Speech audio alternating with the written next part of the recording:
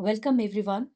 In this lecture, we will examine one of the most famous or notorious strategies of British colonialism in India, the policy of divide and rule.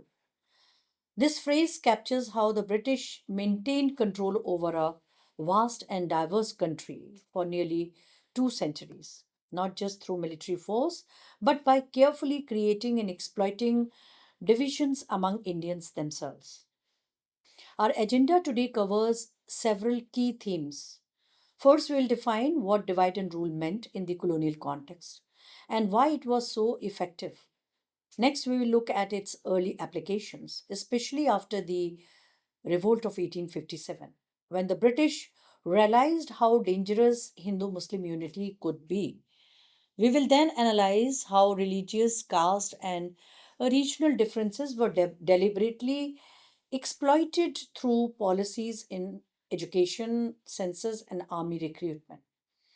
We will also examine the political aspects, the introduction of communal electorates, the growth of separate political organizations, and the use of patronage to reward loyal groups. After this, we will turn to the impact on social reforms and nationalist movements, showing how unity efforts were constantly undermined. Finally, we will study the long term consequences of divide and rule, including the communal mistrust that culminated in the partition of India in 1947. By the end of the lecture, we will see clearly how this colonial strategy weakened India's struggle for freedom and left behind divisions that continue to affect society even today. The phrase divide and rule meant weakening opponents by keeping them divided. For the British in India, it was not just a tactic but a central policy. They realized that India's size and diversity made unity difficult, and they actively worked to deepen those divisions. This strategy was applied in almost every sphere of governance. In politics, they encouraged separate identities and organizations based on religion and caste. In society, they highlighted differences through education and census classifications. In the military, they recruited selectively to keep soldiers divided by region and religion. The goal was simple: prevent Indians from uniting against colonial rule. Whenever movements of unity emerged or traces of unity emerged, such as joint Hindu Muslim efforts, the British used propaganda, policies, and even repression to weaken them. This was not a neutral policy, it was deliberate manipulation. The British often claimed they were protecting minorities or ensuring fairness, but in reality, they were ensuring that Indians remained suspicious of each other. By keeping communities apart, colonial rulers made sure their own power remained unchallenged. Thus, divide and rule became one of the most effective tools of British control. It explains not only how the Raj survived for so long, but also why the independence movement often struggled to build lasting unity across India's diverse population. The policy of divide and rule became especially important after the revolt of 1857. This uprising had seen Hindus and Muslims fight together in many regions. The British realized that such unity was their greatest threat. After crushing the revolt, they began to deliberately separate communities, particularly Hindus and Muslims. Groups that had supported the rebellion were punished, while those who remained loyal were rewarded. For example, the Bengal army, which had played a major role in the revolt, was dismantled. Recruitment shifted towards Punjab, Gorkhas, and Pathans, communities considered more loyal. The British also encouraged separate political and social identities. They treated Hindus and Muslims as fundamentally different, even though these communities had shared traditions and lived together for centuries. Religious festivals, practices, and differences were exaggerated in official discourse. They also used treaties and alliances with princely states to ensure that rulers did not unite against them. By playing one king against another and one community against another, they maintained control. Thus, the early application of divide and rule was not accidental. It was a calculated response to 1857. From then on, British survival in India dependent not only on military strength but also on preventing Indians from ever uniting again in a common cause. One of the most powerful tools of divide and rule was the encouragement of religious differences. The British highlighted distinction between Hindus and Muslims, portraying them as communities with separate and conflicting interests. In administration, they often emphasized religious identities in appointment and promotions. In society, officials interfered in religious matters such as temple entry or mosque management, framing these as political questions rather than community ones. Even small disputes were magnified to create mistrust. Education also played a role. School books began to present history in a way that stressed Hindu Muslim conflicts. The medieval period, for example, was described as an age of Muslim tyranny, while the ancient period was glorified as Hindu golden age. This narrative sowed suspicion between the communities. The colonial press and official statements further reinforced stereotypes.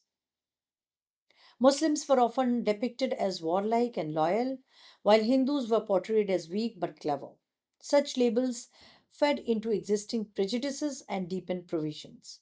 By politicizing religion, the British weakened the shared traditions of cooperation that had existed uh, against the British rule, if not for centuries. Religious festivals and practices, once points of cultural unity, became markers of differences. This manipulation ensured that unity was harder to achieve, making colonial control stronger. Education under British rule became a key instrument for promoting division. On the surface, colonial education introduced English, science, and modern ideas, but beneath this, it was used to reshape Indian identities in a way that separated communities. History textbooks played a particularly damaging role. In addition, colonial schools encouraged loyalty to the British rather than to India. Students were taught to admire British law and governance as superior. This fostered a class of educated Indians who often thought in communal rather than in national terms. Another subtle but powerful instrument of divide and rule was the census. Starting from 1871, the British conducted decennial census that classified Indians rigidly by religion, caste, and community. Before colonialism, identities in India were fluid. A person could belong to multiple groups depending on context, village, caste, profession, or sect. But the census fixed these identities into rigid categories. A person was either Muslim or Hindu, upper caste or lower caste, Sikh or Christian. The complexity of Indian society was reduced into neat administrative boxes. These numbers soon gained political significance. Communities began to demand privileges or representation based on census figure. For example, Muslim pointed out to their population share to demand separate representation. Caste group too began mobilizing around census data. The British administration benefited greatly from this. By encouraging communities to focus on their number and relative strength, they diverted attention from the larger issue of colonial exploitation. The interests were more sectarian now, and priority was given to sectarian interests rather than the national interest. Each community began to see others as competitor rather than allies. Thus, the census was more than a statistical exercise. It was a political weapon. It turned identities into hardened divisions and institutionalized them into governance. What had once been flexible social categories became fixed political boundaries, all to the advantage of the colonial rulers. Caste was one major field where the British applied divide and rule. While caste had existed in India long before colonialism, the British made it more rigid and politically significant. In their administration, they recorded caste identities in census and legal documents, giving them official recognition. This froze caste categories that had earlier been more fluid and localized. British ethnographers classified Indians into superior and inferior groups, often justifying inequalities in the name of science. In the army, caste was used as a recruitment tool. Certain castes were favored as martial races, while others were labeled as weak and excluded. This not only divided soldiers but also created pride and resentment among different communities. The British also sometimes extended separate privileges to lower castes, claiming to protect them from upper caste dominance. While this provided some opportunities, it also created a wedge between communities that might otherwise have united against colonialism. As a result, caste divisions became institutionalized in colonial governance. What had once been a society, a social hierarchy, was turned into a political instrument. Instead of fostering unity, colonial policies deepened caste rivalries. This weakened the possibility of collective resistance to foreign rule. Thus, caste, which could have been reformed internally, was manipulated by the British to maintain their dominance. The British Indian Army was one of the strongest pillars of colonial power, and here too, divide and rule was applied systematically. After the revolt of 1857, the British lost trust in the Bengal army, which had united soldiers across caste and religion. To prevent this form happening again, uh, they changed recruitment patterns. They promoted the so called martial races theory. According to this, uh, only certain groups like Sikhs, Gorkhas, Pathans, and Rajputs were considered naturally brave and fit for military services. These groups were recruited heavily, and others, like Bengalis, were excluded. Regiments were also deliberately divided by religion, caste, and region. A single regiment might be composed of different groups who had little in common. This prevented soldiers from uniting and reduced the risk of mutiny. By favoring some groups over others, the British created divisions within Indian society. Communities competed for recruitment and recognition as martial and brave, while excluded groups felt insulted and marginalized. At the same time, loyalty was carefully cultivated. Those recruited were rewarded with privileges, land grants, and pensions. This tied their interest to the colonial state rather than to national unity. Thus, the army, which might have been a powerful instrument of resistance, was transformed into a carefully divided institution. Its structure ensured that it remained loyal to the British and incapable of collective rebellion. One of the most decisive political application of divide and rule was the introduction of separate electorates. This began with the Morley Minto reforms of 1909, which gave Muslims separate representation in legislative councils. On the surface, this was presented as a measure to protect minority rights. The British argued that Muslims needed guarantees against domination by the Hindu majority, but in practice, it institutionalized communal division in politics. Once Muslims had separate electorates, other groups began to demand the same.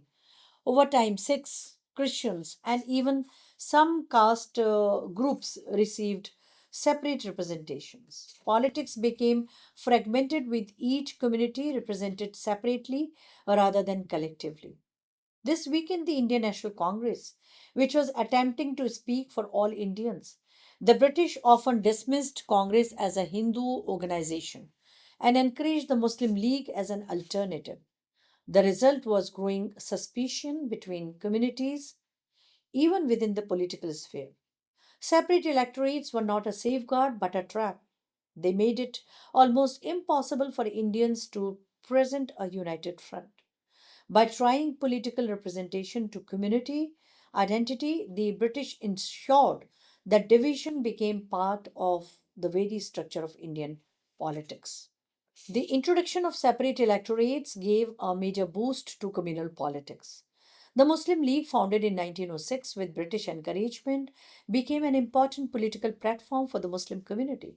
While it initially focused on protecting Muslim interests, it gradually became a rival to the Congress. The Congress itself was portrayed by the British as Hindu dominated, even though it included leaders from all communities. This framing created mistrust, and many Muslims began to see the League as their true representative.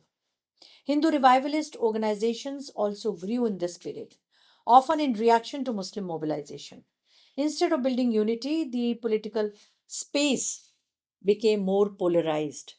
British officials encouraged this polarization, supporting different organizations at different times to maintain balance in their favor. The result was a politics of competition between two communities rather than cooperation.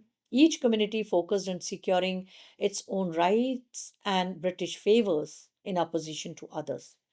The larger goal of national independence was overshadowed by debates about communal representation and separate representation of Muslims and later on a separate state for the Muslims. By the 1930s, communal politics had become a defining feature of Indian public life. This was no accident. It was the outcome of decades of deliberate colonial policy. Divide and rule succeeded in reshaping politics along communal lines, ensuring that unity remained fragile. Another way the British sustained their divide and rule policy was through rewards and privileges. Communities or groups that remained loyal to the colonial states were granted titles, land, or official positions. This created a class of elites who had a vested interest in maintaining British rule. For example, landlords who supported the British during times of rebellion were often rewarded with jagirs or recognition. Similarly, communal leaders who accepted colonial policies were given honors and seats in legislative councils and titles like Sir. These rewards tied their loyalty firmly to the empire. This system of patronage deepened divisions instead of uniting against exploitation. Communities competed for favors from the rulers. The British encouraged this competition, making it clear that loyalty would be rewarded while opposition would be punished. Such privileges also widened the gap between elites and common people. Leaders who might have represented community interest became collaborators with British rule. This weakened the social fabric and made resistance harder. Thus, rewards and privileges were not just tokens of appreciation. They were tools of manipulation. By distributing them selectively, the British ensured that divisions persisted and that no united challenge to their authority could emerge. While the British encouraged divisions, they were equally quick to suppress any signs of unity amongst Indians. After 1857, officials became deeply suspicious of joint Hindu Muslim mobilization. Whenever the two communities came together on a common platform, the colonial state intervened to weaken or discredit the effort. For example, early attempts by reformers to bring Hindus and Muslims together were either ignored or actively discouraged. When leaders spoke of shared national interests, British propaganda highlighted their differences instead. Organizations that worked across communities were often monitored closely, while purely communal groups were given more space. Even political parties were handled selectively. Movements that cut across religious lines were seen as dangerous and met with repression. On the other hand, communal organizations were tolerated or even encouraged. This ensured that Indian politics developed along fragmented rather than united lines. The colonial state also spread the idea that unity was unnatural or unrealistic as the two communities were separate nations. Officials frequently wrote about deep rooted differences between Hindus and Muslims, presenting themselves as neutral arbiters, keeping in peace, keeping the peace. In reality, they were the ones feeding mistrust. Thus, while divisions were promoted, unity was suppressed. This double strategy kept the nationalist movement weak for decades. It ensured that Indians remained suspicious of each other and found it harder to resist colonial power collectively. Divide and rule policies also influenced in the field of social reforms. When the British introduced laws on issues like sati, widow remarriage, or child marriage or education, they often presented them as reformers of Hindu community alone. Muslim issues or questions, on the other hand, were treated separately. This selective approach made a reform appear communal rather than national. Instead of promoting common progress, it reinforced the idea that Hindus and Muslims had different social and cultural paths and agendas for reformation. Even when reformers sought to work across communities, colonial officials preferred to frame issues separately. The press and education further reinforced this separation. Debates on social reforms were presented as Hindus or Muslims concerns, not as Indian concern. For example, campaigns for women education often became associated with one community, limiting their broader acceptance. By dividing reform efforts, the British ensured that they did not become a basis for unity. Instead of uniting communities in a shared struggle for modernization, reform debates sometimes deepen mistrust. This shows how deeply the divide and rule mindset shaped colonial governance. Even arenas like education, law, and social progress were filtered through communal categories. Reforms which could have been a unifying force was turned into another tool for maintaining divisions. The policy of divide and rule had a profound impact on the nationalist movement. From its early years, the Indian National Congress struggled to represent all communities. Even after the creation of Muslim League, Congress made efforts to bring Muslim leaders at common platform. The British often dismissed it as a Congress as a Hindu majority body, even though it included leaders from diverse backgrounds. Or the growth of the Muslim League, supported by colonial encouragement, provided an alternative platforms. Over time, many Muslims came to see Congress as insufficiently representative of their interest. This weakened the nationalist movement, movement's ability to speak with one voice. Whenever Hindus and Muslims did unite, such as during the Swadeshi movement or the Khilafat movement, non cooperation alliance, the unity proved fragile. The British exploited every opportunity to highlight differences and encourage mistrust. These movements of cooperation, though powerful, could not be sustained in the long run. The result was a nationalist movement that often moved in fits and starts. Unity was achieved briefly but broken quickly. This delay in building a strong, united front gave the British more time to consolidate their power. Thus, divide and rule was not just a colonial policy, it was a constant struggle to India's struggle for freedom. It slowed progress, fragmented leadership, and left behind a legacy of mistrust that independence alone could not immediately heal. The ultimate consequence of divide and rule was the partition of India, because this divide and rule ultimately culminated in the creation of Muslim League, separation of Muslim community, and ultimately creation of a separate state of Pakistan on religious lines. Decades of communal divisions, reinforced by colonial policies, created the conditions for the two nation theory to gain ground.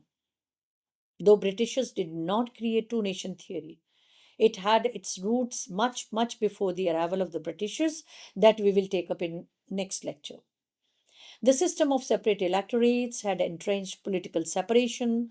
Muslim voted for their own representatives, Hindus for theirs, and other communities had separate arrangements too. Instead of working together in a common legislature, Indians became accustomed to thinking of politics in communal terms, the effects of which can be seen even today. The politicization of religion that took place during British period is continued even today in independent India.